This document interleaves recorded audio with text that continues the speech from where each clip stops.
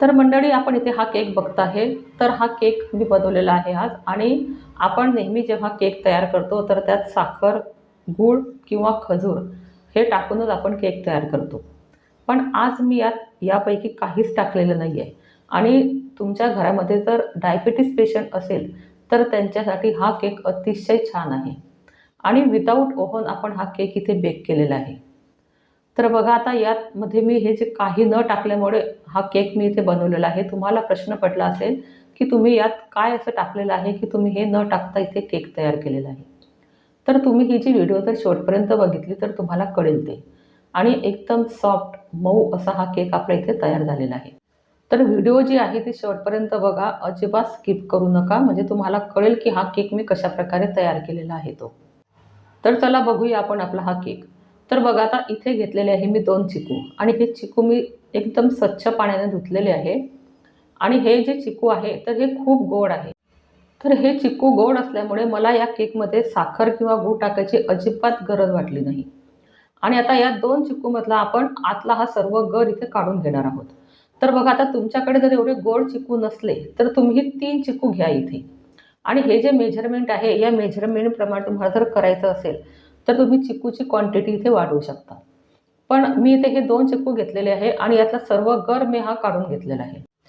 तर बघा, हे माझ्याकडे एकदम फ्रेश चिकू होते, पण ते मी 2-3 दिवस घरामध्ये ठेवलेले होते, त्यामुळे ते छान पिकलेले होते. आणि आता हे 2 चिकूचा गर आपण इथे काढून घेणार आहोत आणि आपल्याला याची छान अशी पेस्ट तयार करायची आहे. तर आता यातच टाकायचं आहे आपल्याला दूध. तर बघा, आता हे जे दूध आहे तर हे दूध आपल्याला थोडं-थोडं टाकायचं आहे. तर मी इथे 2 टेबलस्पून दूध घेतलेलं आहे. एकदम दूध इथे टाकू नका किंवा आपलं जे बॅटर आहे ते एकदम पातळ होईल.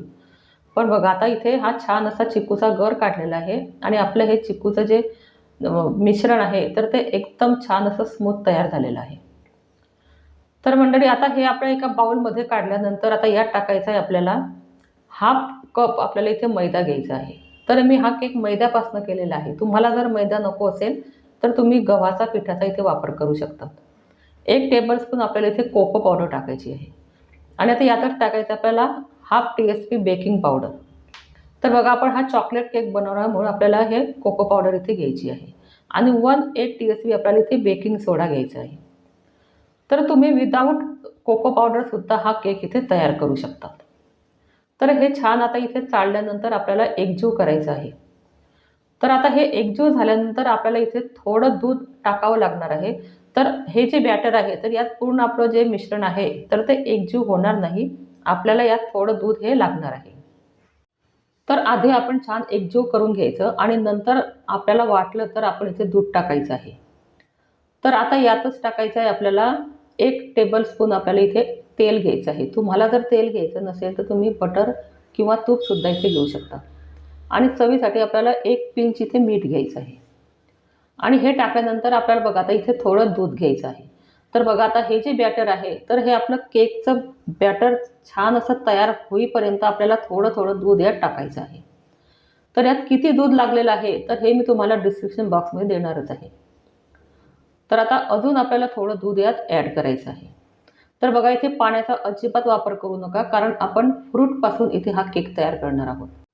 आणि तुम्ही जर इथे पाण्याचा वापर केला तर आपले हे जे केकची टेस्ट आहे तर ही अशी एवढी छान लागणार नाही. म्हणून इथे दुधाचाच वापर करा. तर आता हे छान असं एकजीव झालेलं आहे. आणि हे जे आपलं केकचं बॅटर आहे तर याप्रमाणे हे तयार व्हायला पाहिजे. एकदम पातळ पण नको आणि एकदम घट्ट पण नको. तर आता हे बॅटर इथे रेडी झालेलं आहे. आणि आता इथे घ्यायचं आहे आपल्याला केक टिन. तर तुम्हाला ज्या साईजमध्ये केक बनवायचा असेल त्या प्रकारे तुम्ही ते केक टिन इथे घेऊ शकता.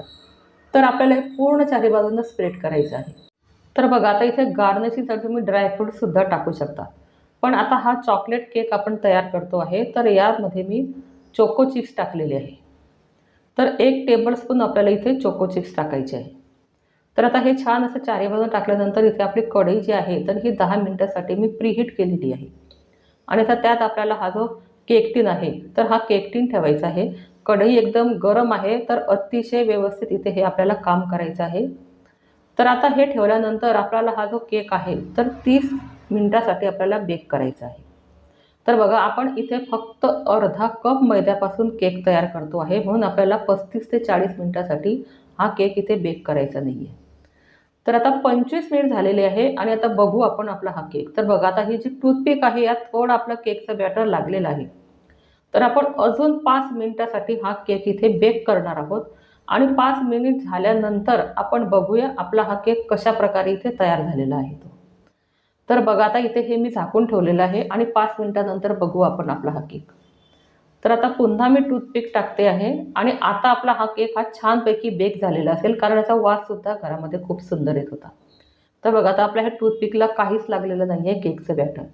म्हणजे आपला हा केक इथे 30 मिनिटामध्ये बेक झालेला आहे. कमी आपण मैदा घेतलेला होता, त्यामुळे आपल्याला वेळसुद्धा इथे कमी लागलेला आहे. आणि आता छान आपला हा गार झाल्यानंतर इथे मी तुम्हाला त्याच्या स्लाइस करून दाखवणार आहे. तर बघा एकदम छान असा गार झालेला आहे आणि चारही बाजूने आपल्याला हा त्या केक टिनमधून डिमोल्ड करायचा आहे. तर बघा केक गरम असताना कधीच त्याला काढायचं नाही, छान त्याला गार होऊ द्यायचा आणि तेव्हाच त्याला केक टिनमधनं बाहेर काढायचा.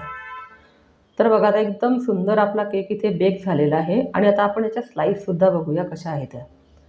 तर अतिशय इझी असा केक आहे, तुम्ही घरी हा नक्की करा आणि तुमच्याकडे जर डायबिटीज पेशंट असेल त्यांच्यासाठी हा तुम्ही तयार करा आणि तुम्हाला जर चॉकलेटचा बनवता नसेल तुम्ही व्हॅनिलासुद्धा इथे बनवू शकतात.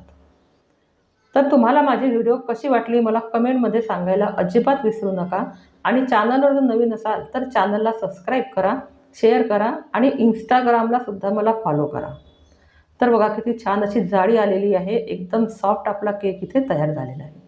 तर चला मंडळी, भेटूया आपण अशाच पुढच्या नवीन नवीन व्हिडिओमध्ये.